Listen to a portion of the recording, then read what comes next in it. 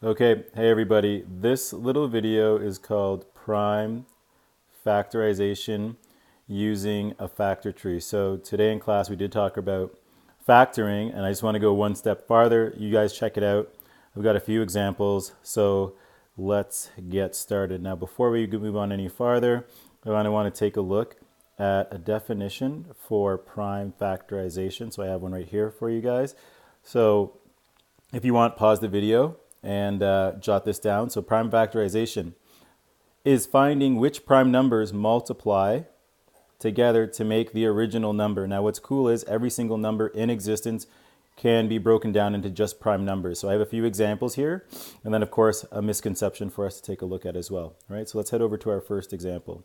So for the first example, I want to take a look at the number 40, and I've already kind of drawn up what my prime factorizations using this tree model will look like.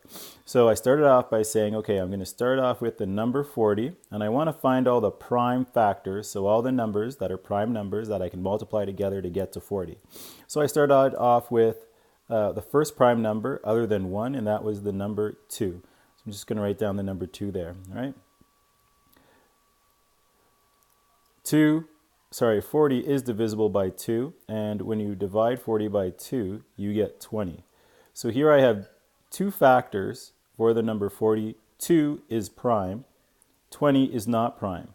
So I'm going to ask myself, is there another prime number that can go into 20 that I can divide 20 by? And well, I know what? It's another 2. So hopefully that makes sense to you. So now I have one prime factor found. I have found another prime factor, and over here you'll still see the number 10, which is a factor of 40, but 10 is not a prime number. So I'm asking myself once again, is there any prime numbers that go into 10? In this case, 2 works again, so I put 2 there. And I have 3 prime factors now, 2, 2, and 2. Those are all prime numbers, prime factors. And 5 is also a prime number, so I've actually found all of the prime. I found the prime factors for the number 40, and I've just jotted that down over here. So it's actually a little bit easier for you guys to see. So here I have prime factors of 40 are 5, 2, 2, and 2. Those are the prime factors. I need to multiply those numbers together. When I multiply those numbers together, I'm going to actually end up with 40 again. And at home, you guys can give that a try, all right? Let's try our second example. So in our second example, I decided to take a look at the number 18, and you can see I've set up that prime factorization tree again. And what I've done this time is I've once again started by thinking about the number 2. So I wrote down the first prime factor, that's 2. 18 can be divided by 2. I can see that right here. 18 can be divided by 2. And I end up with the number 9. Now, you've noticed that I've just been kind of jotting down the prime factors here. So up here, and I'm doing this for a reason, okay? So I'm going to ask myself, can 9 be divided by 2? It can't be. 9 cannot be divided by 2. So the next prime number after 2 is the number 3. Can 9 be divided by 3? Yes, it can. And you'll see that I actually kind of jotted 3 down there. When you divide 9 by 3, you get 3. 3 is already prime.